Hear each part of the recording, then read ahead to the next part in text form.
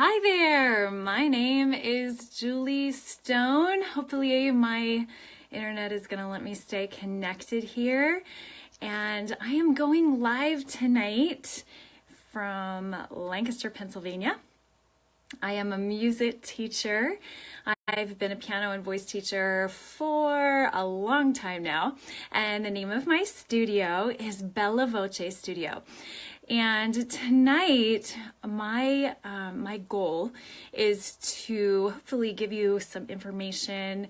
If you're a parent of a young singer and you're just not sure what in the world to do with that, then that's my goal for tonight, is to just share with you some ways that you can support and encourage your budding singer.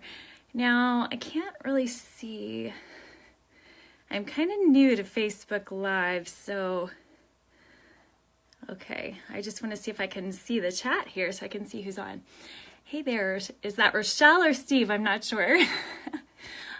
Oh, Dr. Plade, hello. I'm so glad that you got on. And Rachel, welcome, welcome, welcome. It is my pleasure to be here. So again, if you're just tuning in, I'm Julie Stone of Bella Voce Studio and SopranoJam.com. And my home base is here in Lancaster, Pennsylvania. And you can find my website for Bella Voce on SopranoJam.com. That's where I'm trying to get some information sent out there for people. And my motto is singing made simple. So I've been singing for a really long time. Hey, Rachel. And I've been a voice teacher now for a very long time as well, teaching piano lessons and voice for about, oh goodness, I'm gonna tell my age here, 18 years, I think. Craziness.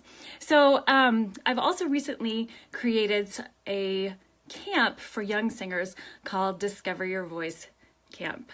And that's a little bit about what I want to talk about tonight. So, since singing is made simple, I'm going to go ahead and start with kids. So those of you who are in live here, I want you to type in the comments for me. Do you consider yourself a singer or not a singer? So type it in for me. I want to see who I've got here tonight.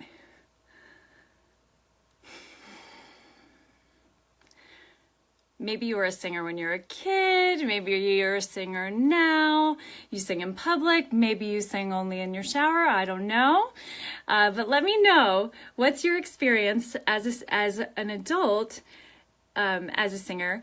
Or also maybe tell me a little bit about your child. Does your child love to sing? Maybe that's why you're here tonight. And I hope so, because I think that we can have a great conversation. If at any point you have questions that I can answer, please type them in the chat. I'll do my best to get to them. Like I said, I'm kind of new to this and I am so easily distracted by shiny things, honestly. So I'll try to get to your questions during the live tonight, but if I can't, I'll wait and I'll get to them at the end. But please feel free to ask any questions that you might have. All right, so maybe this sounds familiar to you. This is very, very familiar in my household. I have 4 children, 3 boys and a girl, and all of them are very, let's see, what's the word? Vocally expressive, I would say. In fact, they never are quiet. And it's been that way since they were really little. I mean, I'll even find my sons, playing video games and, they're shooting it up on Star Wars Battlefront and they are singing and humming all kinds of tunes and theme songs. And it's always been that way. So maybe your child is that way too. Maybe your child, do you ever walk into a parking garage or they go into a bathroom and they just cannot help themselves? They start shouting and hearing the echo. They just love to hear the sound of their own voices. Or maybe you're driving along and your child is making up a song and it is endless, endless, endless, endless. And you just wish, maybe you wish that it would just stop. Well, I can relate, believe me. But it really is a wonderful gift, isn't it? Singing. It's probably one of the most natural ways that we learn to express ourselves. It just comes out of us. I remember my kids starting to sing when they were, goodness, probably like 18 months old, and they were matching pitch, and we would start singing around the house, and it was just incredible how they gravitated towards these vocalizations. Now, just because some kids sing naturally, there are a lot of questions that go along with that, right? I mean, I have some of those questions myself, and I'm a music teacher and a singer and also a mom, but kids are at all different levels with their singing. So we want to ask ourselves, what do I need to do for my child? Is there something that I need to do? Do you ever ask yourself, have I dropped the ball? I haven't gotten my child out there and gotten them singing lessons. They're 4 years old after all. Just kidding. But I do hear a lot of parents asking me, when is it good to start voice lessons? How young is too young? And that's something that we are going to touch on a little bit tonight. We might have to save it for another time. So tonight, my plan is to cover how can we cultivate our kids singing, and I'm going to talk about a gamut of different opportunities, anywhere from very unstructured, encouraging them to sing, all the way to camps and voice lessons and choirs and things like that as well. So I hope to give you just kind of a plethora of options if you don't really know what to do. And if you're interested, I also have created a guide for you that will give you steps towards how to encourage them, even if you're not a singer yourself, what to do in the audition process, and just kind of give you some support and a foundation for your child. And lastly, I want to talk about the camp that I'm going to be running in June. That's June 25th through 30th, 2018, here in Mountville, Pennsylvania. And it's a camp especially designed for young singers. I've done it twice before, and it has just been a grand old time getting to introduce singing and the voice to young students, ages 7 to 11. All right, so if you're watching, I want you to tell me about your child. Is your child ready to share their song with the world? They can't stop singing, and they are ready to get on stage, and they just cannot wait. Maybe that's them. Or maybe you have a child that you hear her or him singing, but the minute you mention getting in front of people, they totally get shy and they withdraw. There are definitely people of that bent as well. Or maybe on the whole other side of the spectrum, you have a child that loves to sing and just sounds, awful. They can't carry a tune. They don't seem to be able to understand that they are even on pitch or off pitch, and you're just not sure what to do with that either. So that brings up a lot of questions, right? So what does it mean if my kid is singing all the time? Does it mean that they're destined for the stage? Should they be taking lessons? Is this an indicator of great talent? They're only 3. Should they start lessons or not? But really what we're asking is, what should I be doing for my child in regards to singing if they really love to sing? Or maybe we're even asking, what can I do to help get my child to sing well? So the easy answer in some ways is you've got to just cultivate that gift, right? So imagine that you've got a little seed, a little baby seed. I mean, it's springtime now, so it's easy to kind of imagine this analogy, right? And if that seed is there, if you don't plant it and fertilize it and water it and give it opportunity to grow, it's not going to grow. I remember when my daughter was really, really young, it was before she could read or write, but she used to draw these pictures for me, and I wish I had one to show you because they were just, I absolutely loved them, and I did save some of them, but really her artwork could fill the state of Texas, so we have to get rid of some of it. But she would draw the most incredibly detailed pictures, in her little childlike way, But then she would go back and she would explain it to me. And I'm not really an artist like that, so I was just fascinated at how she was processing the world through her drawings. And I think, she didn't know how to write, and so here she was expressing herself in the best way that she knew how. And so it's my job then, of course, like I said, I know really nothing about art, and so it's my job then to help to give her the opportunity to grow that gift. And we haven't done, I'm going to be honest here, we haven't done a whole lot with that gift of art in her, in that aspect. And it is interesting to watch that as she has learned to read and write, how she has kind of geared away from that a little bit more. She prefers to use words and more, kind of adult expressions rather than that gift of art. So it just reminds me of that, because we all seem to start out, right, as singers, right? Kids just sing really naturally. They sing all the time. And I don't know about you, but I do singing as my job, and I still find myself struggling to, just be spontaneous with my song and enjoy myself. All right, so now what? My kid loves to sing. We've established that. They do it very naturally, established that. So now what? That's why we're here, right? Okay, so here are some ways that you can support your child that loves to sing. Easiest way, encourage them. Let them sing.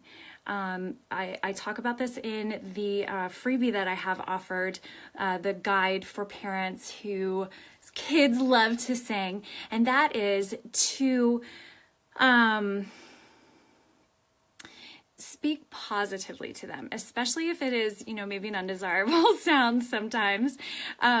Speak positively, encourage them to match pitch if you understand about that. If you don't, it's okay. Some of us seem to, hey babe, my husband just got on, that's nice. So, encourage them to make those sounds and to really explore their voices, especially as they get older. So that's really the easiest way, right? It's easy to let them sing and to have fun with their voices. So some other ways would be through choirs and singing groups, through camps, and I'm going to go a little bit more into detail on these in a few minutes. Musical productions, anywhere from amateur to professional, piano lessons or instrumental lessons, and voice lessons. I think I have something on my eye. All right. Okay, so let me make something very clear. You do not have to have formal voice training in order to sing. Many people know that, but some people don't. Now, like I said before, I really encourage people to cultivate the gift. Lessons or involvement in other opportunities are definitely a great way to go if you want to grow that gift. But I didn't take formal voice lessons actually until I went to college. Now, I had musical training in a lot of different ways, but I didn't actually study my voice until I went to college. So please, please, please don't feel badly if you haven't gotten your young child or your teen even voice lessons. It's a great opportunity, but it is not always necessary to grow the gift that way. So depending on your child, depending on the priorities of your family, the cultivation may look just like I was talking about before, encouragement and opportunity for involvement. So let them sing. But consider this, if I send my kids out to play in the yard and they decide they're gonna play soccer or baseball or something like that, then they're kind of, growing their skills just by playing, right? So it's similar for children who sing. If they're singing all the time, awesome. Singing along with their iPods, the radio, whatever it is, awesome. They're gonna be more vocally in shape. They're gonna have more facility with their instrument than those who don't sing at all. But those same kids that run out and play in the yard are also going to benefit from a structured sports program, right? They're going to get coaching and they're going to get training on how to hone their skills. They're going to get competition and structure, all those things. So again, some of these opportunities that I'm talking about will grow the gift in your child in similar ways as like involvement in a sport.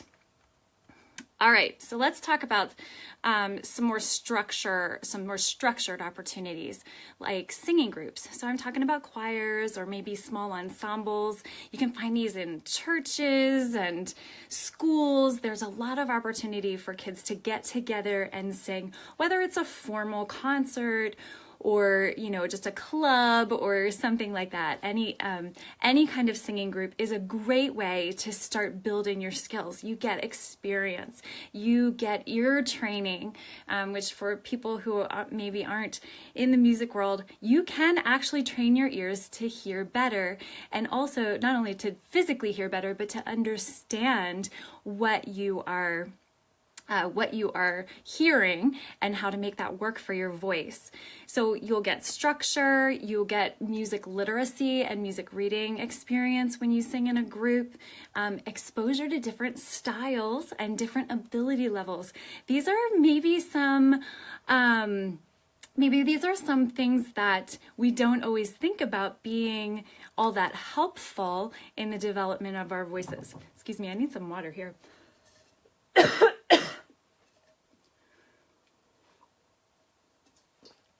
I'm a little parched. So yeah, just some exposure to different styles, ability levels. I mean, hearing someone who's amazing at singing can really spur us on, right, to pursue excellence in our own voices as well. So we can get inspired by being around others.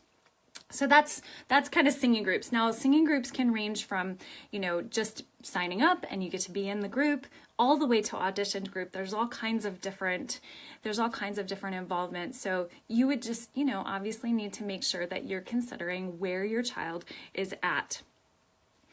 All right, so the next kind of opportunity that you might think about for your child is musical productions. And now I'm talking about actual, you know, live theater. Excuse me again.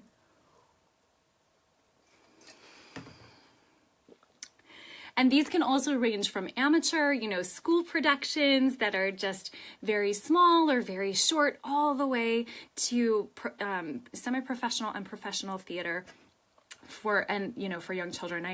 I'm sure many of you have seen Broadway productions, or where I live, there's a theater called Sight and Sound Theaters, which is a professional theater, and there are children involved in that. So you can imagine that, you know, that they have gone through some of these opportunities to cultivate their gift too. So the benefit of musical productions is that pretty much anyone can audition. So you don't have to, I mean, it does depend once you get into the more professional levels. It does depend sometimes on who you know or how much experience you have, but typically anyone can go to an open audition.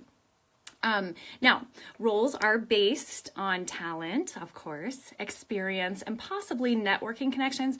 So my caution to you is if your child is brand new at singing, even if they're very gifted, just go into the audition process knowing that there's going to be competition and there's going to be there may be some, you know, comparison things that come up within the child as they start hearing others who are just as gifted and talented as they are.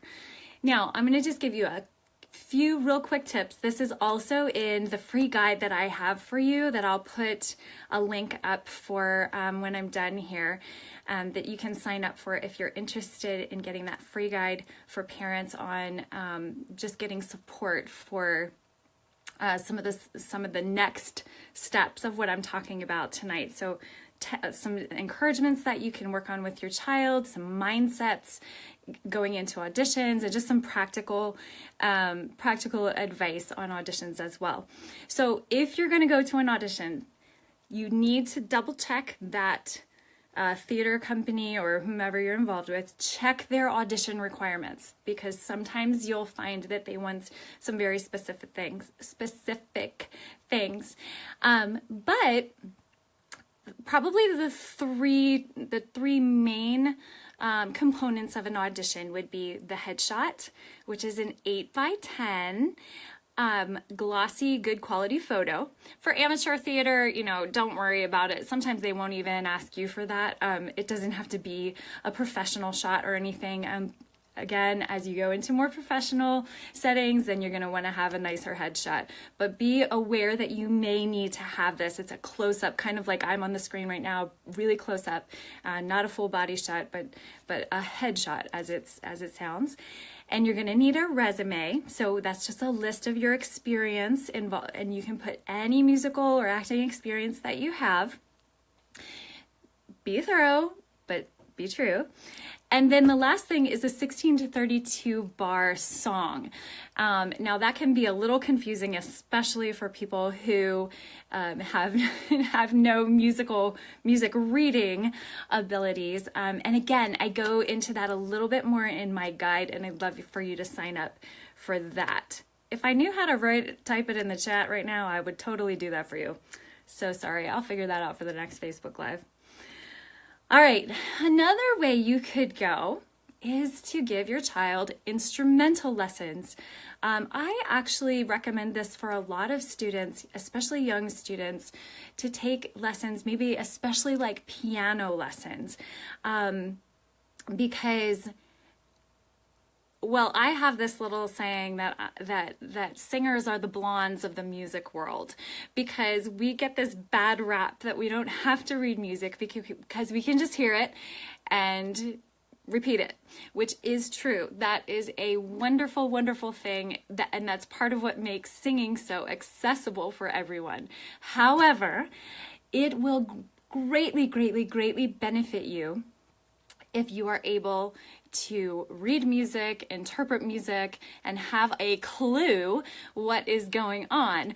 And that's why I would recommend for some singers that piano lessons would be a great start. Now in my studio, when I teach young pianists, I actually get them singing right away. I try to have them sing along with their playing so that they begin to interpret music not only through another instrument, but through the instrument that they have in their own bodies as well. It's really important to make those connections for the ears and for the eyes and just for the overall, again, the musical independence of singers. So one thing I do have to say, I have seen this backfire on some parents before, because some kids really just want to sing, and doing anything else is not going to cut it. Hang on one sec.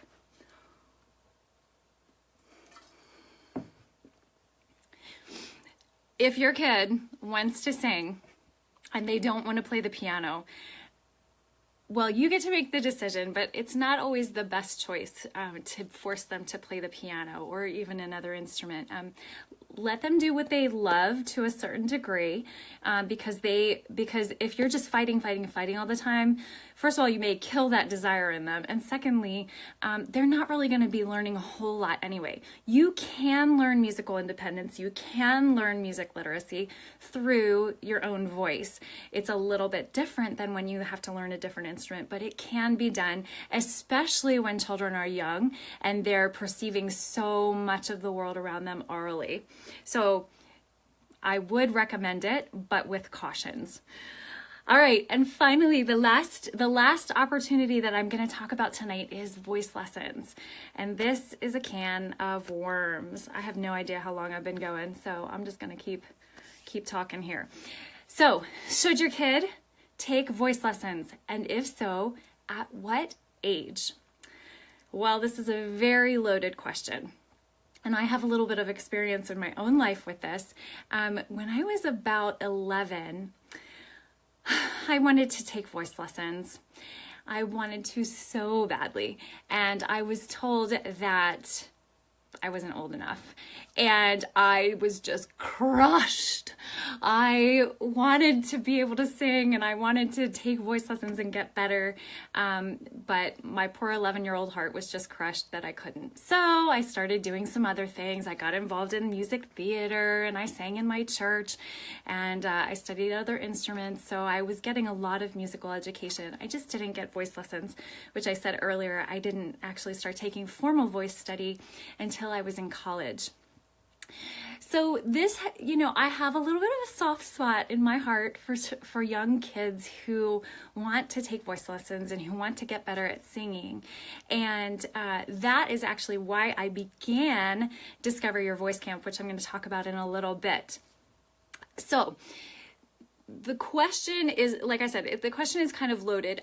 Historically, a lot of voice teachers have said, no, don't train young children. I think that that thought has shifted quite a bit these days. I think that people have a better understanding, especially as technology is more available to us, on how we can work appropriately with young children's voices. So what you want to look for if you're thinking about voice lessons for your child, first of all, you want to find a teacher who's willing to teach young children. And it may not be that they don't think that young children should study voice. It may just be that that's not their preference to work with a young child. The child's voice is very different than an adult voice, and they shouldn't necessarily be treated the same way. I personally think that young kids should take lessons of some sort, whether it's in a group or have some kind of vocal training, so that they can kind of combat some of the habits that they may be picking up. We live in a day and age, as you all know, here I am live on the internet, where we can hear all kinds of different voices, different sounds, and they can be good, they can be bad, they can, be all different cultures, they can be all different styles, and that is awesome and wonderful. But because people in general are natural imitators, we tend to imitate what we listen to. And with all of these different sounds, especially depending on the child, if they're not guided, they could misinterpret the way that a sound is being made, and then use bodily tensions and things like that could eventually be harmful for their voice. So that's kind of my stance is, well, let's show them how to use their voices well, and then they can use those principles, hopefully, later in their life to continue to explore their voices and to use their voices, in lots of different ways and styles. I mean, God created our voices to do amazing things, not just one specific style or way of singing, but for us to learn to use our bodies well in order to do that. So I don't know that there's the perfect age to start. I would tend to say, for a private voice lesson, I personally wouldn't want to go much younger than an upper elementary student, just mostly because of the structure and the cognitive development. Cognitive development of the child. I've found that many kids that are younger than that just don't really seem to enjoy themselves. Now, singing in a group lesson or doing a camp, totally different story. And it's a lot of fun to get them playing and exploring their voices. If you guys have any questions, please feel free to type them. I don't know if I'm able to see them or not. So I'll go back and look and make sure I didn't miss anything. All right, so another thing that I want to touch on real quickly before I talk about Discover Your Voice Camp is, so what kind of outcomes should you expect from voice lessons, and what kind of time frame? So one of the biggest mistakes that I see people make is expecting like immediate results. Oh, I'm taking 4 voice lessons this month, so I'm gonna go from like bad singer to good singer. And though you may make some progress, it does take a little longer than that. Learning to sing is really different than a lot of different other instrument studies, because so much of what you do has to do with awareness and your mind. And that takes some time, especially for kids, because they aren't typically as self-aware as adults. And so learning to get them to think about their voices from the inside out, learning how to get them to feel their sound is a little bit more challenging than, you know, teaching them how to play an instrument that they can touch and feel in front of them. So all that to say, there's not really a specific time frame that I would say, well, within this amount of time you can expect blah, blah, blah. But just know that it may take a while. You may not hear a whole ton of difference in the voice right off the bat. You may. It really just depends on the child and where they're at, you know, with relating to the teacher, with understanding the material, with their own self-awareness and things like that. But be prepared to be in it for the long haul. And that goes for adults too. If you want to take voice lessons or have some vocal training, don't get in there and expect that, you know, you're going to have 4 voice lessons and again come out with this radical change in your voice. You're going to need to give it some time. You got to give your body time to adjust. Your brain might understand the concepts really well, but sometimes it just takes a while for your body to adjust as well. So one more question. Do talented kids or adults need voice lessons? I'd be interested to know what you all think about this. Feel free to comment. Again, I have no idea if I can see your comments or not. I haven't seen any so far, so maybe you're not commenting. But if you think that this is a good question, send me a like or something so I know that you are with me. So do talented kids need voice lessons? Well, like I said way back at the beginning, we can cultivate any gift. Now I have a whole teaching that I like to talk to my kids about oh good, there's a thumbs up there. Sorry, I lost my train of thought.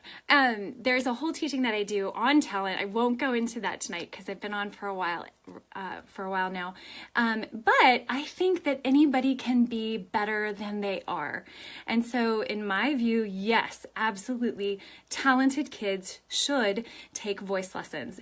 In fact, maybe more so than less talented kids, because they have that seed already that needs to be planted and fertilized, and so, you know, we want to grow that so that they can really use that gift where they're intended to use that. We want to give them tools that they need to use the gift for them, or that they've been given. Okay, so the last thing I want to talk about very briefly, I promise I will not keep rambling on and on, is Discover Your Voice Camp.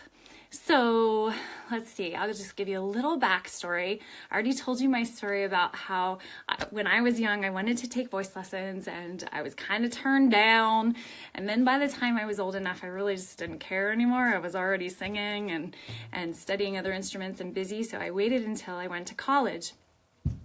But I was thinking about this, I guess it's been a little bit over a year ago, and I was reintroduced by a friend of mine, excuse me, to some teaching about young singers. There's a really well-known pedagogue called, his name is Robert Edwin. And I watched some videos of his on teaching the young singer, and I was so excited because it gave me some great ideas, but it also reinforced in me, oh my goodness, this is all stuff that I was doing already, but I just wasn't feeling sure. I didn't see a whole lot of outcome, and so I just kind of gave up on it. So it re-inspired me, and I thought, you know what?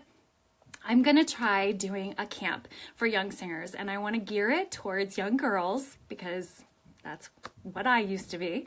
And we're going to use a fairy tale theme. So Discover Your Voice Camp is, it's for girls ages 7 to 11. And we have a whole theme around fairy tale characters, and just having a lot of fun with those really familiar stories and songs that we hear. So here's the thing that's a little different about Discover Your Voice Camp.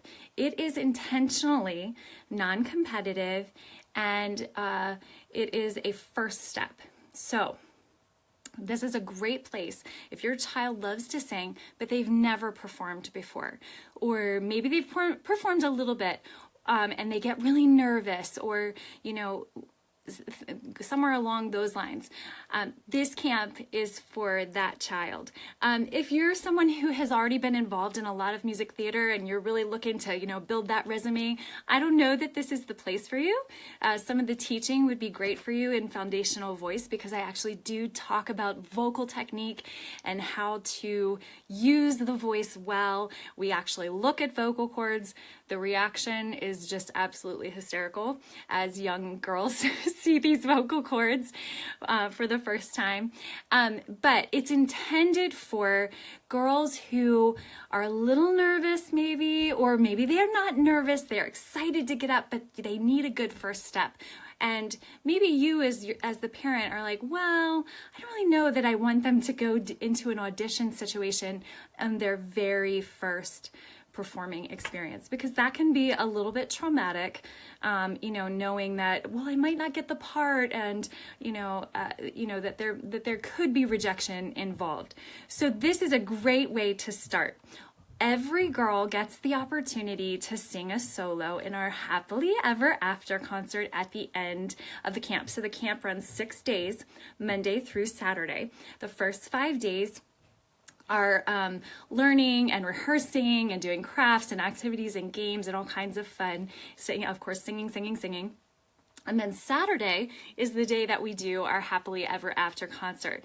So this is we do practice, we do perform, so the girls get a little taste of having to memorize and having to have good stage presence and communicate through their songs and through their bodies and their inflections. We talk a lot about that. But they don't compete for roles. Excuse me one second.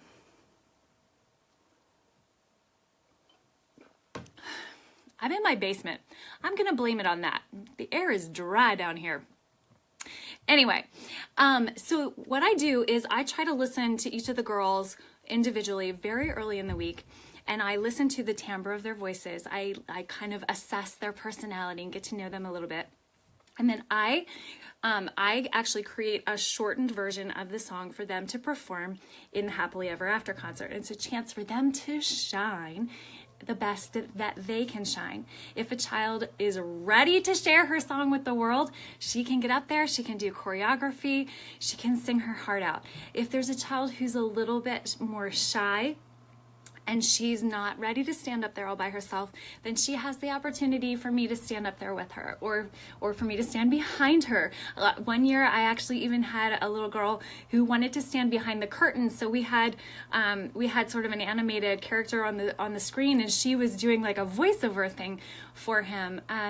Or they can stand up with a friend and have the support of singing along with someone. So again, it's really catered to the strengths and weaknesses of the girls that are involved, and just giving them that secure step forward. We talk a lot about nerves and how to push through them, how fear is just a feeling. It doesn't have any bearing on our worth or on our ability. It's just a feeling that we have to push through.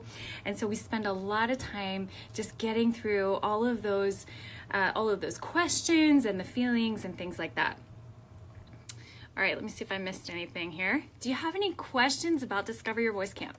Again, for anybody who's just tuning in, that's going to be happening in Mountville, Pennsylvania, in June 25th through the 30th, and it's for girls ages 7 to 11. And I hope that you will check out sopranojam.com. I'll put a link to it in the comments in just a few minutes here, and you can check that out. You can register online, or if you want to contact me, send me an email message or in the comments here to ask questions. I would absolutely love to hear from you. All right, I think mostly I have covered everything that I need to cover. Oh yay, Riley. She is a singer. She will be great for this. I'm excited to see her on the stage. She's probably not so shy, huh? So let me leave you with one story. This is one of my, I told you a little bit about some of the other students that I've been able to work with. But this is just a story that is very near and dear to my heart that I want to share with you before I leave. I had a student come to Discover Your Voice Camp who was very, very, very shy. In fact, when it came time for her to come and have her one-on-one time with me, she wouldn't even speak to me. And she wasn't being rude. She was just, very, very inward. And so I was talking to her and trying to draw her out of her shell. And we came to an agreement that I would just ask her questions and she would nod or shake her head, which she did. And she never spoke to me the whole time other than shaking her head. But we talked about how, maybe she might want to do a solo. She wasn't sure. She was feeling really shy. So I asked her, I said, do you ever feel like if you talk that somebody might laugh at you? And her eyes got really, really wide. And she nodded very vigorously. And I said, you know what? I remember being really young, and I don't even know how young, like maybe even like 3. And I remember having that distinct thought, I don't want to talk because I'm afraid that they will laugh at me. And it's such a terrible feeling, and I have no idea where that thought came from. I grew up in a really supportive home, but I have just always had this my own pressure on me that makes me sometimes want to withdraw. So I was able to share that with her, and we kind of I talked through that, and she nodded and shook her head. And I am so at the end of that day, I was watching her, she was involved a little bit, but she just didn't say very much. But she was participating with us. And at the end of the camp that day, she said, where do I put my notebook? And I just was like, wow, it was amazing to just watch her. She came out of her shell just like that. And then I'm so excited and so proud to say that she sang a solo into a microphone on the last day of camp. For the Happily Ever After concert. And that is just one of the happiest moments for me as a teacher, is to know that I am able to securely provide this opportunity for the students to learn how to perform so that they aren't competing right off the bat and trying to vie their way to the top, but they have a chance to just shine in their own uniquenesses. So thank you so much for joining me. Again, I have a free guide for parents who are interested in the next steps of supporting their singer. So I'm going to put a link up for that. You can also go to sopranojam.com and click on the link for Discover Your Voice Camp. You can find out a little bit more about the program. You can also register online. There are limited spots. There's 2 sessions running, a morning and an afternoon session, and there are 12 spots in each. So go ahead and sign up as soon as you can. And I am very excited to see you there. If anyone has any questions about kids and singing or adults and singing, I'd love for you to type them into the comments, and I will try to answer those for you even after the live is over, if you'd like. All right, any questions? Last call. All right, great. Well, thanks so much for joining me. Julie Stone at Bella Voce Studio and sopranojam.com. Have a wonderful evening.